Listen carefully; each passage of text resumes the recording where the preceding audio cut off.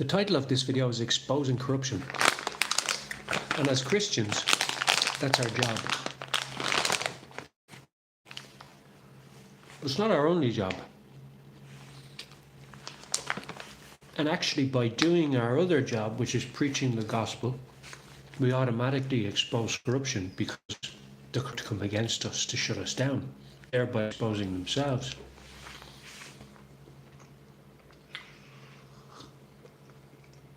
So, however you see the powers that be, Satan's synagogue, coming against us, it is those methods that they use to come against us that is, or that are, depending on what way you want to say it, their exposure.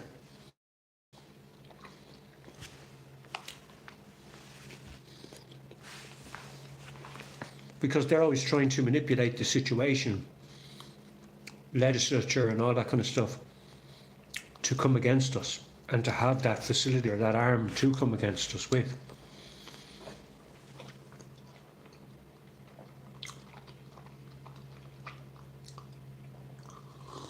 The dates out of Aldi, they're very tasty.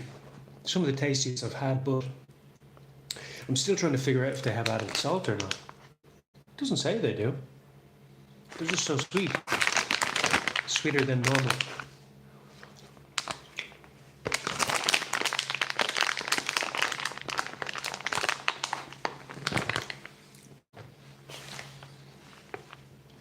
So, it's the Criminal Justice Act 2006 that's unlawful. And has been shown to be unlawful. And it's that section they use to come against me. Also, the Criminal Justice Public Order Act 1994 is also unlawful in its section 7, which says that material that's insulting, or if somebody gets insulted, that you've broken the law. That is, of course, not the case, and the word insulting has no grounding in law. Because we know anybody can be insulted about anything. People can choose to be insulted, so it's subjective. And subjectivity can't be allowed into the definitions of law because it's undefined. And you can't have that vagueness in law. Because vagueness is the opportunity to manipulate. And the opportunity to manipulate is the opportunity of the judge to persecute whoever he chooses. Because he can interpret something one way or another, which isn't permitted. There has to be consensus. Functionally, a practice point.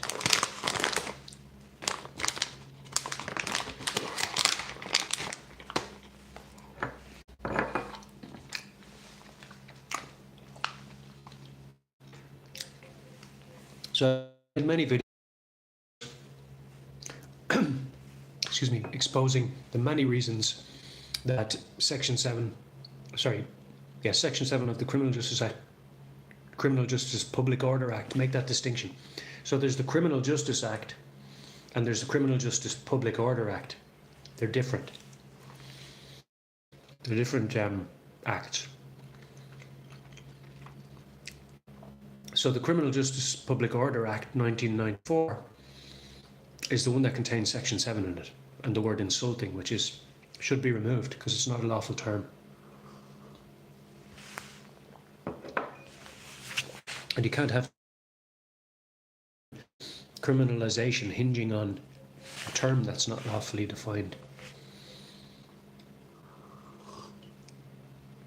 Also, Section 113 of the Criminal Justice Act, a different act, 2006, so 1994, Criminal Justice Public Order Act 2006, which actually came into effect in January 2007, I believe.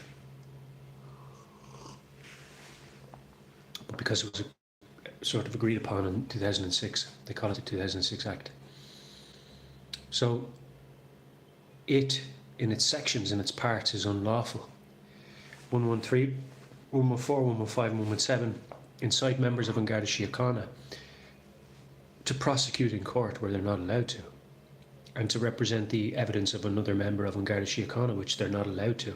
And it's been recently ruled in the High Court of Ireland that they're not allowed to do that, rather reaffirmed, because it was already the case. Of course it was. Sure, guards aren't lawyers. That's ridiculous. They can't be prosecuting people. And not least of all because they can't be picking sides.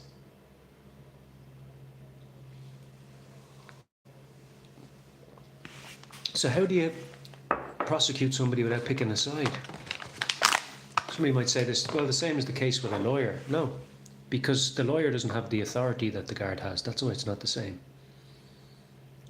The guard has an authority, and he has to act without bias as he implements that authority.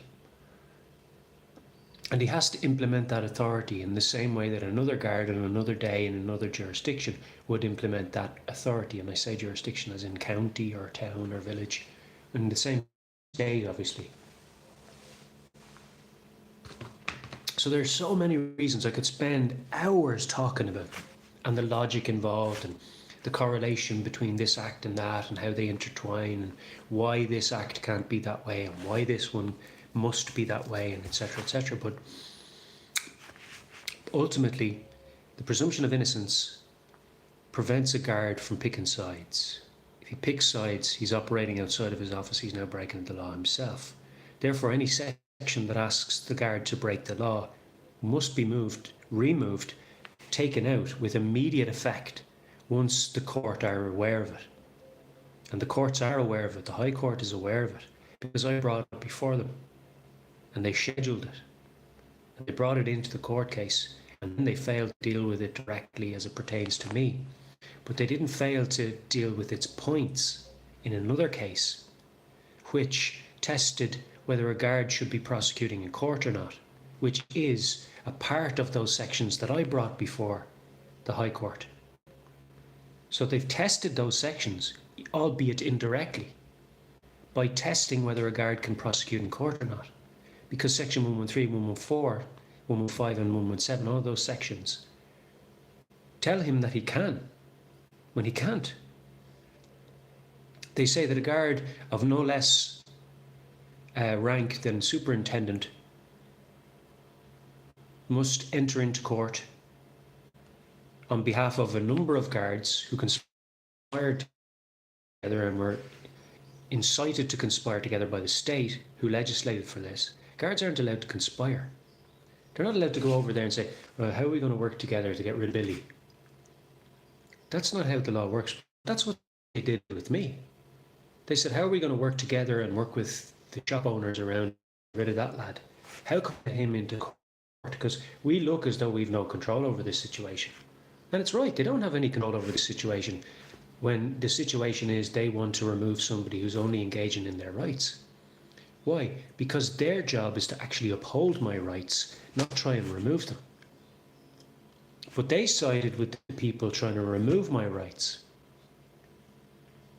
And the legislature incites them to do such things.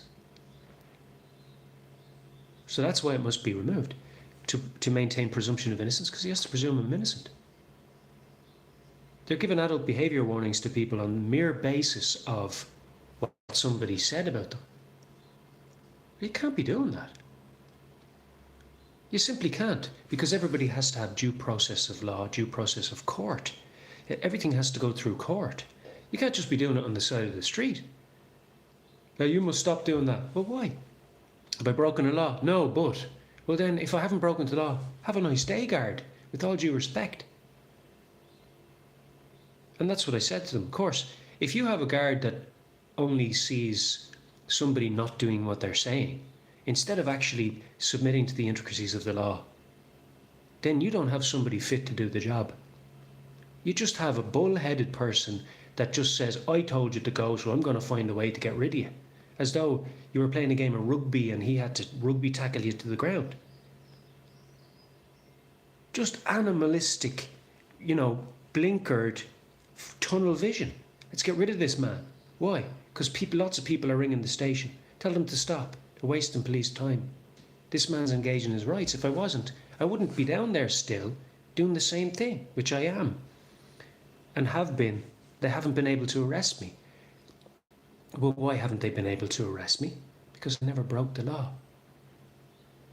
So they've been trying to misuse the courts to hinder my life, and now they're trying to misuse the Court of Appeal because the state are still trying to put me in prison, even though I've been doing exactly what it is they said I shouldn't be doing ever since, because the High Court quashed my convictions. So does a barrister at law representing the state who has lied about me in open court, saying that I agreed that I'd behaved in an antisocial manner, which is exactly the opposite of everything I've ever said on my channel or everything I've ever done since then, because I didn't obey the civil ban that said I couldn't preach in the square. Why? Because it says at the bottom of the ban, if you have a reasonable excuse not to, you don't have to comply with this order. You must comply, the exact wording verbatim, you must comply with said civil order unless you have a reasonable excuse not to. Well, would you consider it a reasonable excuse, Judge? This is the question I asked the judge that the barrister at law said I was in agreement with. This is the question I asked him before the close of the court. Judge, do you think that I have reasonable excuse not to comply with this order, being that I'm now a free man? You've just told me I'm free to go. You're telling me I'm free to go. Is that not reasonably a reason not to comply with an order that tells me I can't speak? You can't tell a man he can't speak when you put him in prison. What makes you think you can tell a man he can't speak when you're telling him he's free to go? That's a huge disconnect. So how does that sound like, yes, Judge, I agree with you. I behaved in an antisocial manner. I'm a terrible man.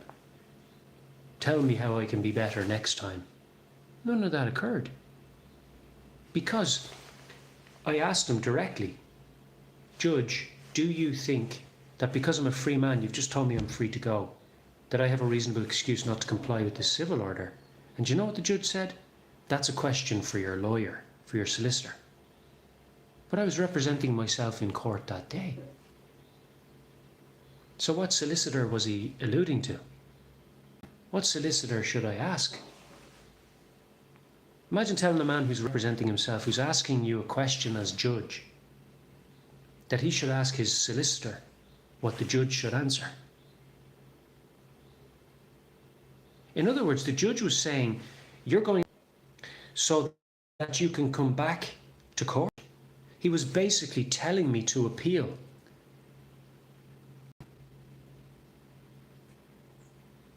In other words, don't agree with the ban. Ask your solicitor whether you should or not.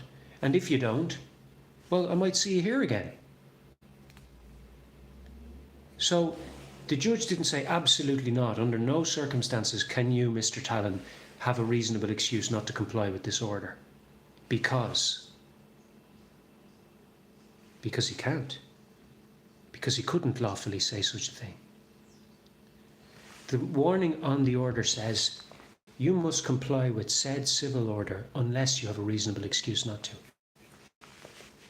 I had so many reasonable reasons not to comply with such an unlawful order that it would have taken hours to discuss them. And I would have had to talk to a solicitor about whether it was reasonable not to comply with the order or not. Of course I didn't comply with it. Actually, the very same day I went down to the bull ring and I kept on preaching and they arrested me. What barrister at law representing the state in their right mind thinks that that looks like agreeing with the judge?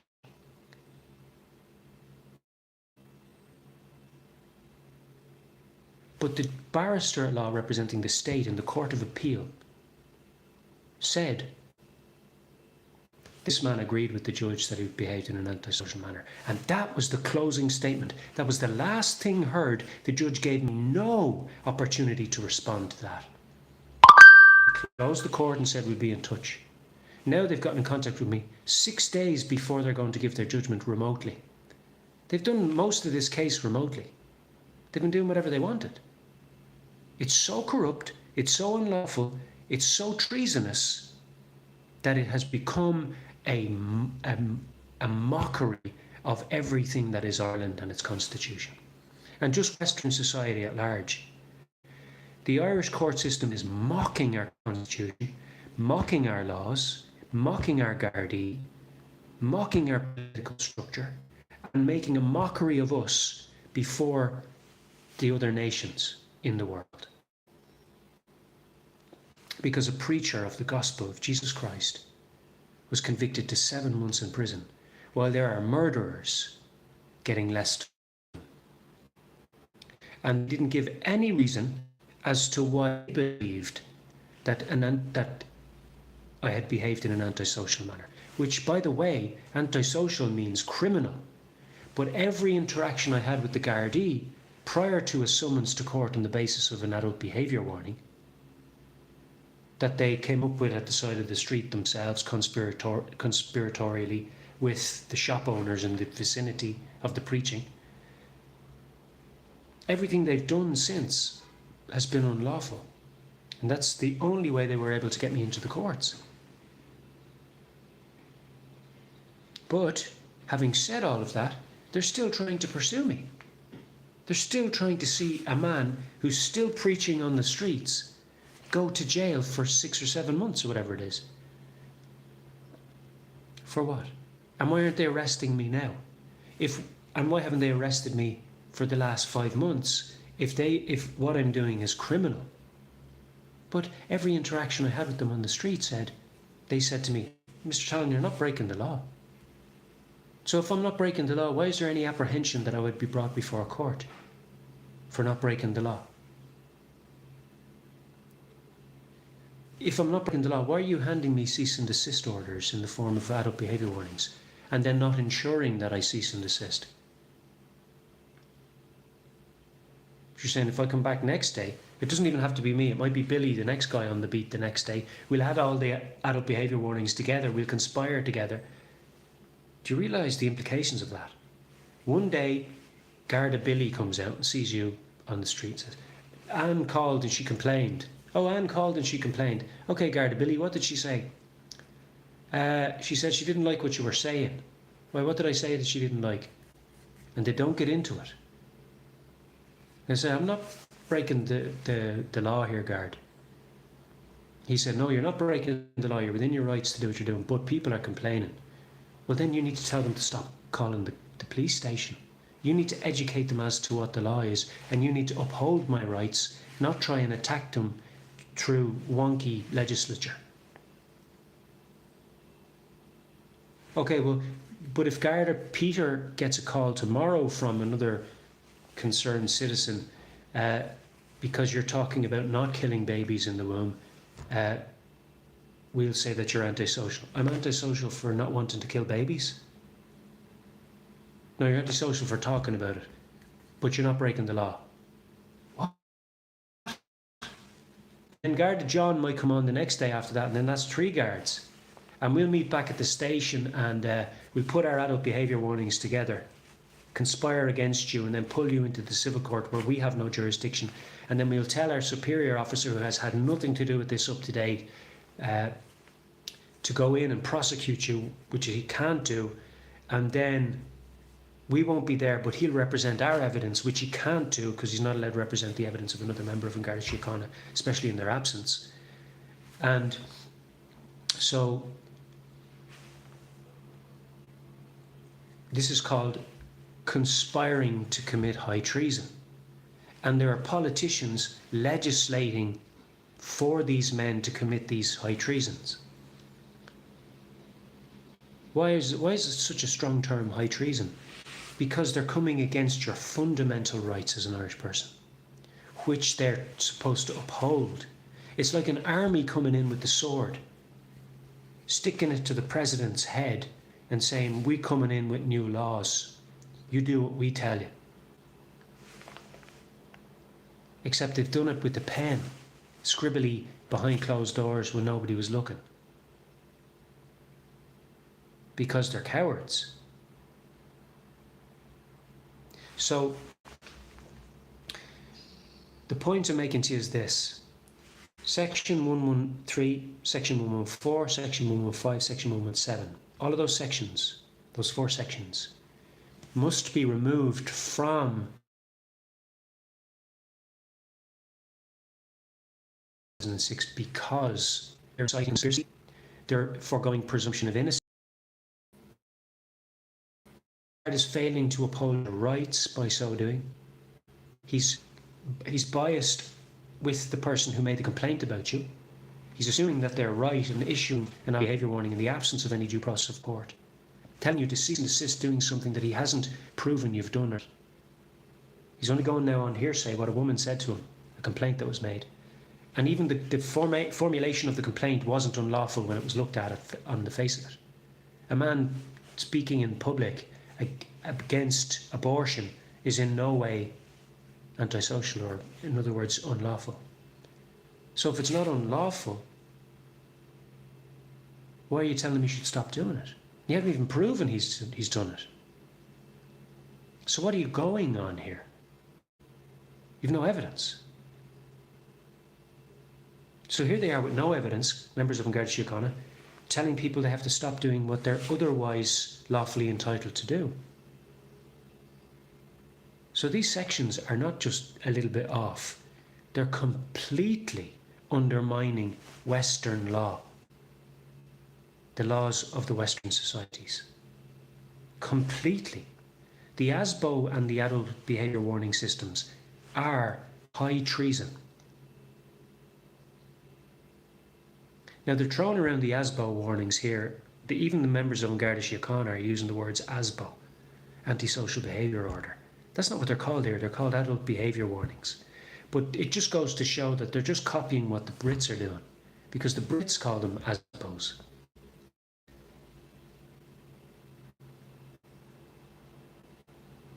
Do you see the points I'm making to you? They're just following suit because the order's coming from somewhere centrally in the Satanic Synagogue, and they're just implementing them. Do you see the point? That's why they're trying to shut people like me down and put me in prison, because they want you to think that what I'm doing is wrong. It's less about me. They want to obviously stop me preaching as well, but really they want you to think that they're in the right and I'm in the wrong. But how am I in the wrong? What law did I break? You didn't follow the civil order. I asked the judge, is this civil? Do I have a reasonable excuse not to comply with this civil order? You'll have to ask your solicitor. What barrister thinks that sounds like? Yes, Judge, I agree with you. I behaved in an antisocial manner. And who is this barrister at law? Was he there on the day? No. Does he have the DAR, the audio recording of the day in court? No. So why is he uttering such lies and defamatory statements and being let in the Court of Appeal?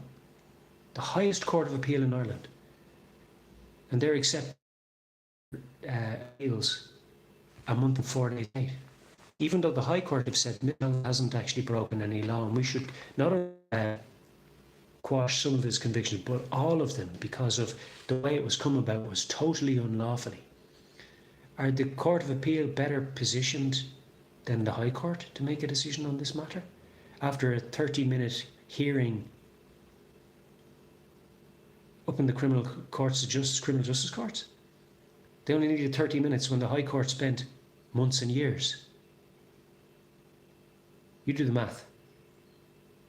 A barrister at law who can't even tell the truth about me or the court case to date is better positioned to overthrow all of what the High Court took years to arrive at. It's corrupt, guys. Open your eyes. Blessings in Jesus.